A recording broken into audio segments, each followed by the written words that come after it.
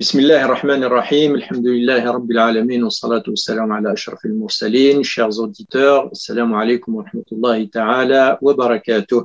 Bienvenue dans notre émission de la 38e RAMF, Rencontre annuelle des musulmans de France, qui se tient comme l'année dernière donc en ligne et dont le thème principal est l'épreuve. Donc après l'épreuve, comment pouvons-nous réinventer le monde de demain ensemble en se focalisant sur l'humanité, la fraternité et l'environnement.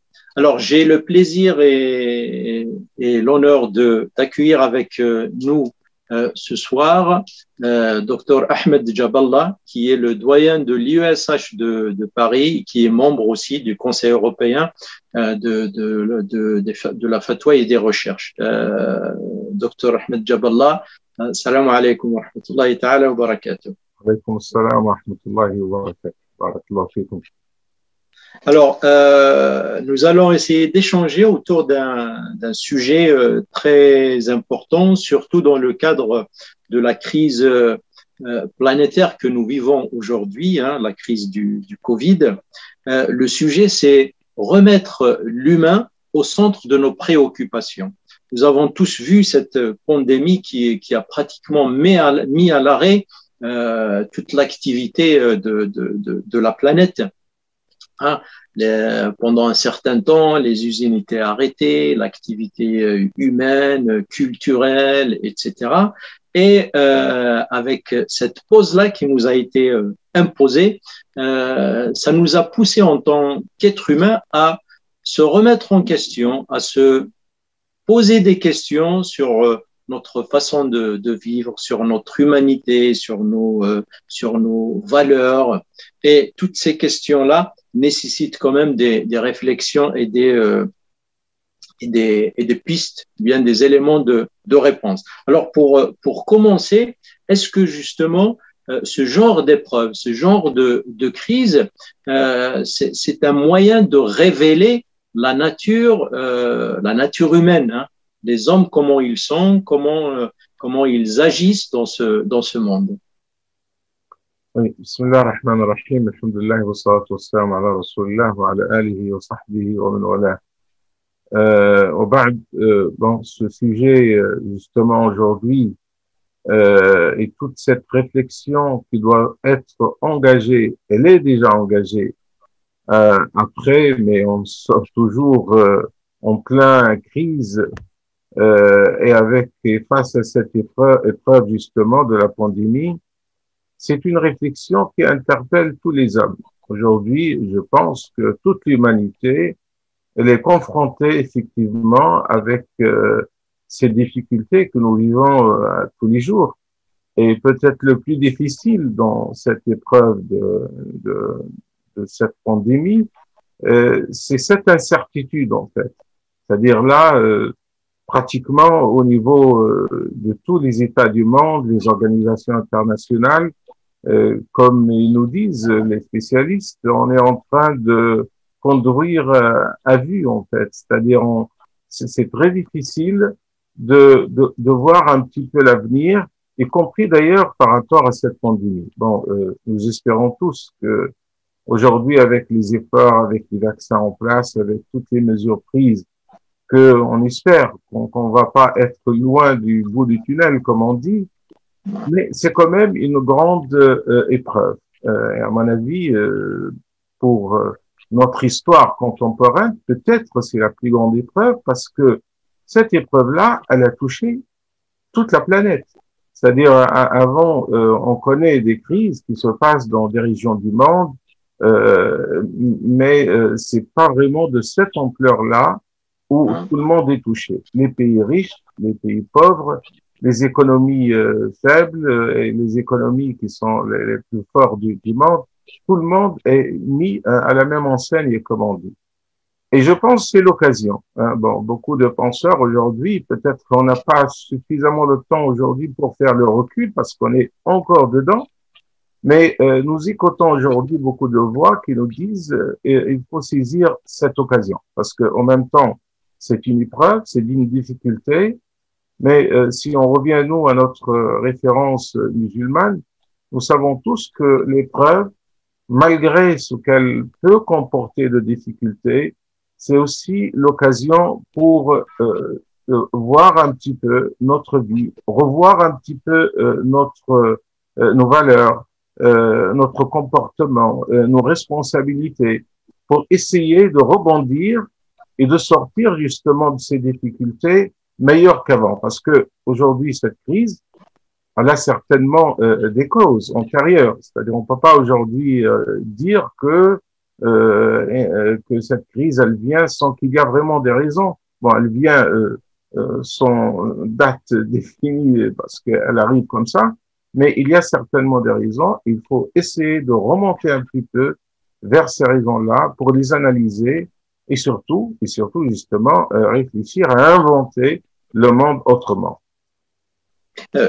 Bien sûr, comme vous l'avez souligné, comme vous l'avez dit, cette crise justement nous a montré un petit peu notre faiblesse en tant qu'être humain, et nous a rendu à notre vraie dimension d'humilité. Hein. On est une composante parmi d'autres dans ce monde. Et plus on y réfléchit, plus on se dit finalement peut-être qu'on est responsable de ce qui se passe dans le monde, hein, par rapport à l'environnement, par rapport à la planète, etc.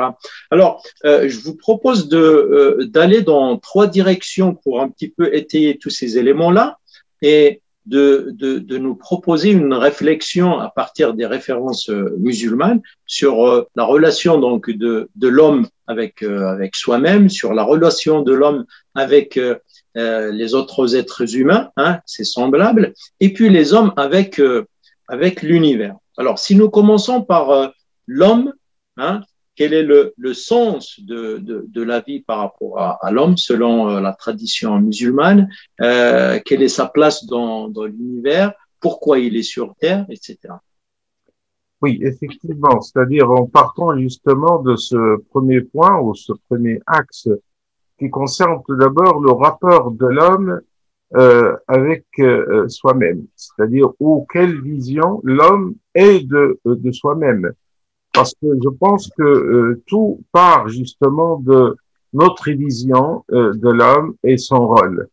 Et je pense là, on est avec une question philosophique qui est posée depuis très longtemps, depuis l'ancien temps, comme on dit, posée par les philosophes, mais aussi c'est la question que les religions ont posée. Et si je reviens effectivement à la religion musulmane, cette question est une question centrale parce que partir d'une vision claire de ce qu'est l'homme, de son rôle, de sa place, c'est le point de départ. Moi, je pense tout d'abord que l'islam a certainement donné à l'homme une place particulière, exprimée par le Coran, par ce terme de l'honneur. Dieu a certes honoré les fils d'Adam, pour parler de tous les fils d'Adam. Et l'homme, bien qu'il soit honoré, l'homme pour qui Allah subhanahu wa ta'ala a soumis tout l'univers, mais l'homme, il doit toujours garder son statut d'humain sans aller chercher un autre statut de Dieu sur terre, parce que on le voit parfois dans le comportement de l'homme, bien qu'il est conscient qu'il a des limites par rapport à toutes ses forces, mais parfois peut-être il s'oublie, il va agir en tant qu'homme qui a toute l'autorité sur toute chose. Et d'ailleurs, la pandémie nous rappelle aujourd'hui que malheureusement on perd l'autorité sur notre condition aujourd'hui. On essaie bien sûr de faire face aux difficultés, mais on n'est pas maître, on maîtrise pas tout. Il y a des choses qui nous échappent. Il y a toute cette incertitude que j'ai parlé tout à l'heure. Et l'homme de là, il doit être conscient de sa présence sur Terre. Est-ce que l'homme est créé pour vivre comme tous les êtres vivants, ou quand même il a une place particulière? Et là, le Coran, il nous rappelle justement, il rappelle aux hommes dans le verset, par exemple, il y a plusieurs versets dans ce sens. أَفَحَسِبْتُمْ أَنَّمَا خَلَقْنَاكُمْ عَبَثًا وَأَنَّكُمْ إِلَيْنَا لَا تُرْجَعُونَ. Croyez-vous que Dieu vous a créé sans objectif, sans mission sur terre? Et je pense que la mission sur terre, qui est expliquée dans le Coran par cette notion de Al-Khalifa, l'homme qui a une responsabilité d'agir selon des règles éthiques, d'agir dans le sens du bien, d'être conscient de tout ce qu'il fait, c'est quelque chose de très important. Mais en même temps, il faut se prévenir parce que dans la conception islamique, l'homme, il a toutes ses capacités d'être un homme qui va s'engager dans le bien, qui va réaliser de belles choses sur terre, mais en même temps, il doit se préserver des défauts mortels, tels que l'orgueil, la suffisance. Ce sont justement des défauts que l'homme, que l'humanité va payer son prix justement lorsque l'homme il va se comporter en orgueilleux, en autosuffisant, qui va l'amener justement à une certaine autorité, que ce soit y compris de lui-même ou de ses semblables. Et là, ça nous rappelle ce grand principe de la responsabilité. La responsabilité et la morale dans notre vie. C'est très important. Je pense que il y a deux valeurs essentielles morales que l'homme il a besoin. Tout d'abord, la responsabilité. L'homme, il doit mesurer sa responsabilité. Il ne doit pas toujours chercher à mettre les défauts sur les autres, sur le dos des autres. Et l'islam est venu justement là-dessus pour rappeler كلكم راع وكلكم مسؤول عن رعيته. Chacun de vous est responsable et chacun de vous sera interrogé par rapport à sa responsabilité. Et je pense dans nos sociétés modernes, bien que cette notion, c'est une notion quand même tout à fait logique, mais on la voit pas justement dans la pratique de tous les jours. C'est-à-dire le simple citoyen, il pense lorsqu'il y a des choses qui arrivent à la société, c'est toujours la responsabilité des autres. Alors que lui, normalement, il a une part de responsabilité. Là-dessus, nous avons un hadith du prophète sallallahu alayhi wa sallam qui nous parle de la responsabilité de chacun dans tout ce qui peut arriver dans la société. C'est le hadith où il compare la société humaine d'une manière générale comme étant des gens qui sont embarqués dans un bateau, dans une navire. Et ces gens-là, il dit, ils vont se partager sur deux niveaux. Un niveau inférieur qui va être le plus proche de l'eau et un niveau supérieur. Alors, ils sont partagés ces deux niveaux, mais après, les gens qui sont dans le niveau inférieur, lorsqu'ils ont besoin de puiser l'eau de la mer, ils sont obligés chaque fois de monter sur le pont et de chercher l'eau. Alors, ils se sont dit, à un moment donné, nous sommes pratiquement plus proches de l'eau, nous allons ouvrir une ouverture et nous allons accéder directement à l'eau. Et le prophète, il dit, si les autres qui sont au niveau supérieur, ils vont dire que ça ne nous concerne pas, ça ne nous regarde pas, c'est-à-dire c'est tout le bateau qui va virer. Et là, c'est une image, bien sûr, c'est une parabole pour dire que l'action de chacun a ses effets sur le reste de la société. Et je pense ce principe de responsabilité, complété avec une autre valeur morale qui est l'honnêteté. Comment il faut être honnête dans sa vie. Éviter la triche, éviter de se comporter d'une manière de celui qui cherche toujours son profit alors qu'il pense pas aux autres. Je pense que c'est très important. Alors ces valeurs-là que l'homme doit justement en avoir conscience et il doit justement les vivre réellement dans sa vie. Et c'est le point de départ, effectivement, pour revoir justement quel statut, quelle conception de l'homme aujourd'hui. Eh bien, c'est vrai que ce sont des valeurs importantes et le constat aujourd'hui, quand on regarde, malgré les avancées de l'humanité, on vit toujours dans des problèmes à l'échelle planétaire. Hein. On voit plein de guerres qui sont encore là. On voit des gens qui meurent de faim, par exemple. des gens qui souffrent de la consommation à outrance, de la production à outrance, et on oublie justement de revenir à l'essentiel, au sens de la vie.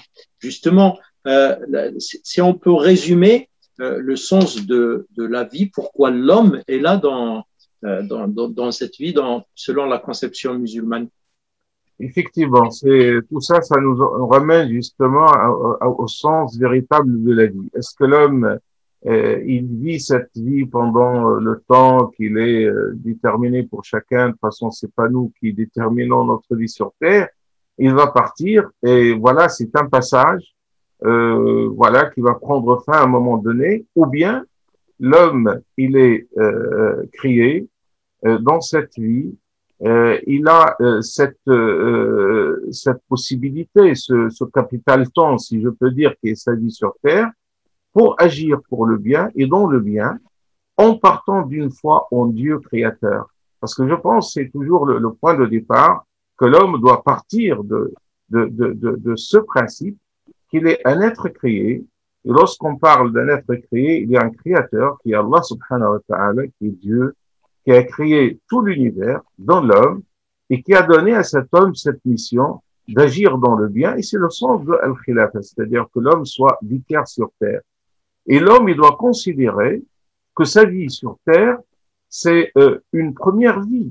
Et d'ailleurs, c'est une vie éphémère. Et le fait qu'elle soit une vie éphémère, qui n'est pas une vie éternelle, c'est quelque chose que tout le monde constate. Sauf que il y a une différence d'agir dans cette vie tout en pensant qu'on est là pour une seule fois, alors il faut profiter au maximum, faire ce qu'on veut faire sans aucune limite, sans aucune règle éthique, ou le fait de dire que cette vie, c'est une première vie qui nous prépare à une autre vie plus éternelle et que notre situation dans la vie, dans l'au-delà, la vie future, l'akhira, va être en fonction de notre action dans cette première vie. Je pense que cette relation entre les deux vies, si on peut dire, dunya ou l'akhira, d'ailleurs le prophète sallallahu alayhi wa sallam, il nous dit dans un hadith, dunya matiyatul akhira, la vie des sévas est la monture qui nous amène à l'au-delà. Il y a cette toujours relation entre les deux. Et je pense cette conception déjà de la vie, c'est-à-dire partons tout d'abord du principe que l'homme est un être créé, qu'il y a un créateur. Deuxièmement, que Dieu a confié à l'homme une mission, c'est d'agir pour le bien dans cette terre selon les règles que Dieu nous a montrées. Et troisièmement, la conception de la vie comme étant une vie éphémère qui doit nous préparer pour une vie éternelle dans l'au-delà. Voici, je pense, les trois bases qui vont donner un sens à la vie de l'homme, qui va pas agir sans aucune idée, aucune signification pour sa vie sur Terre. Alors cette conception, elle est audible par un croyant, hein, qu'il soit musulman ou pas. Mais la réalité du monde aujourd'hui, elle est diverse, elle est plurielle. Donc il y a des musulmans, il y a d'autres croyants, d'autres religions, et puis il y a des non-croyants, des athées, des agnostiques, etc. Donc, qui ne croient pas forcément à cette conception de l'au-delà, etc. Et comment donc essayer de gérer cette diversité, d'aller dans le même sens et dans le bien de l'humanité et de cette planète, tout en étant différents? Qu'est-ce qui pourrait justement nous unir dans une communauté de destin, comme la métaphore que vous avez donnée de cette embarcation? Oui, je pense certainement, on doit prendre en compte cette diversité qui est une réalité dans la vie des hommes depuis toujours, et ça restera. Je pense que lorsque j'ai dit que dans le deuxième point, dans ce sens de la vie, que l'homme doit agir dans le bien, là c'est quelque chose qui peut réunir tout le monde. C'est-à-dire on peut discuter pour les croyants, les non-croyants par rapport à l'homme, être créé, un créateur. On peut discuter par rapport à l'au-delà, mais je pense la question d'agir dans le bien, dans le sens du bien, c'est quelque chose qui peut être un point commun au moins sur le titre. C'est-à-dire, je pense que personne aujourd'hui ne peut dire le contraire, que l'homme est appelé à agir dans le sens du bien. Après, on va se poser les questions, c'est quoi le bien, comment on doit le définir. Et là-dessus, je pense on peut retrouver effectivement un fond commun, parce que ce que l'islam est venu rappeler ou ordonner d'une manière générale, c'est toujours le bon sens. C'est pas des choses qui sont difficiles à comprendre, le sens et la signification. Rappelons-nous, par exemple, que dans la religion musulmane, il est bien dit, c'est une règle établie chez tous les savants qui disent que la religion est venue, les jalb al-masalih wa dar al-mafasid, elle est venue pour garantir l'intérêt de l'homme et le préserver, le protéger contre tous les maux possibles. Et dans ce sens-là, je pense que à partir de la nature humaine elle-même, parce que nous partageons quand même une seule et même nature, nous pouvons nous retrouver autour d'un certain nombre de concepts qui sont des concepts partagés par tous les humains. Nous allons peut-être évoquer d'autres valeurs telles que la solidarité, telles que la justice, telles que travailler pour la paix entre l'humanité, telles que un bon comportement vis-à-vis de notre environnement. On le voit aujourd'hui, il y a des choses qui se dégagent comme des principes autour desquels les gens peuvent s'entendre et peuvent travailler ensemble. Tout à fait. Et c'est là toute l'importance donc qu'on a mis dans le titre d'essayer de réinventer le monde de demain ensemble.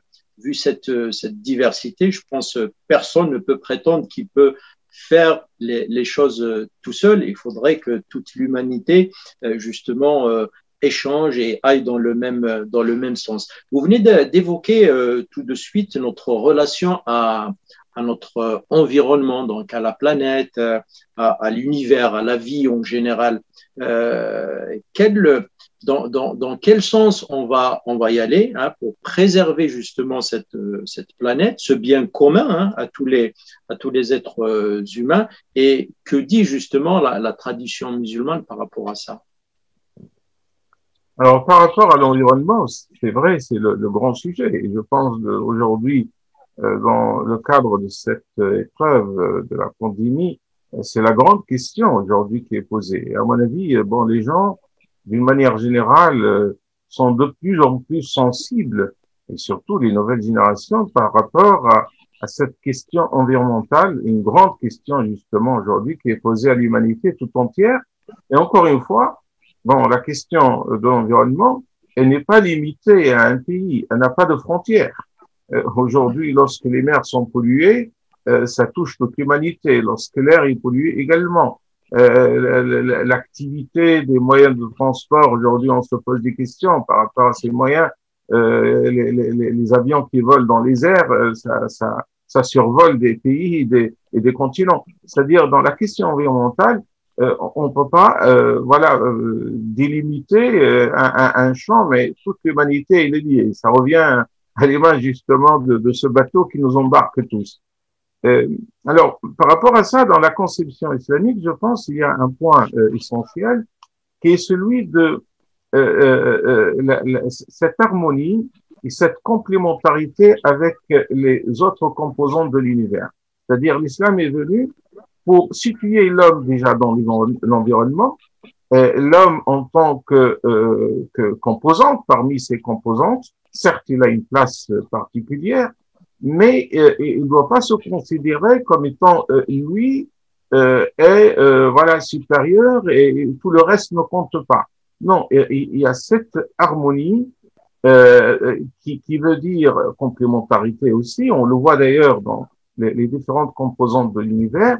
Et l'homme, il doit agir avec dans cet environnement avec une attitude je dirais de complicité, c'est-à-dire c'est pas une attitude de celui qui est dans un rapport de force. Il n'est pas dans un sens de confrontation, mais il est dans un sens de découvrir tout ce que Dieu lui a facilité, soumis dans cet univers, et l'utiliser de la manière la plus intelligente. Et du coup, le Coran nous rappelle justement que l'homme, il doit être juste, il doit être raisonnable dans l'utilisation de ce que lui a donné, et il doit surtout éviter ce que le Coran appelle al-fasad fil ard, le désordre, c'est-à-dire désordre, bon, on traduit généralement le mot fasad par le désordre, ظهر الفساد في البر والبحر بما كسبت أيدي الناس. Dieu il nous parle de ce désordre qui va paraître sur terre et dans les mers, mais c'est à cause de l'action humaine, c'est-à-dire l'homme, il est responsable de ce désordre-là. Et d'ailleurs, aujourd'hui, un des points de débat concernant l'environnement, on se pose la question, est-ce que ce dérèglement, par exemple, que nous vivons aujourd'hui, climatique, le problème de tous les problèmes environnementaux, est-ce que c'est dû à des capacités limitées de cet univers, et voilà, c'est-à-dire ça va aller dans ce sens, où il y a quand même une responsabilité de l'homme. Nous pensons qu'il y a certainement une responsabilité de l'homme, parce que là, ça nous amène justement à la grande question de la consommation. Quelle est aujourd'hui notre conception ou notre mode de consommation, justement, cette consommation à outrance, ce que le Coran appelle sous le terme de at-tabdhir, c'est-à-dire c'est-à-dire le gaspillage. voilà, Le gaspillage. on le voit bien aujourd'hui. On est en train, d'ailleurs aujourd'hui, il y a toute une réflexion, hein, surtout même sur les produits qu'on produit tous les jours, comment faire pour économiser, parce que les ressources, certes, sont là, mais si on va les gaspiller sans limite, bien sûr, il doit y avoir un désordre. Et ce désordre-là, il va provoquer des déséquilibres au niveau de notre vie, de notre environnement, mais aussi des équilibres au niveau de l'humanité elle-même. Parce qu'aujourd'hui, justement, avec ces problèmes-là, bon, on parle toujours de cette pandémie qui touche tout le monde, mais le monde ne le vit pas pareil. C'est-à-dire, vous avez aujourd'hui des pays pauvres, des pays qui ont très peu de moyens, et malheureusement, ces pays-là sont confrontés à des difficultés multipliées.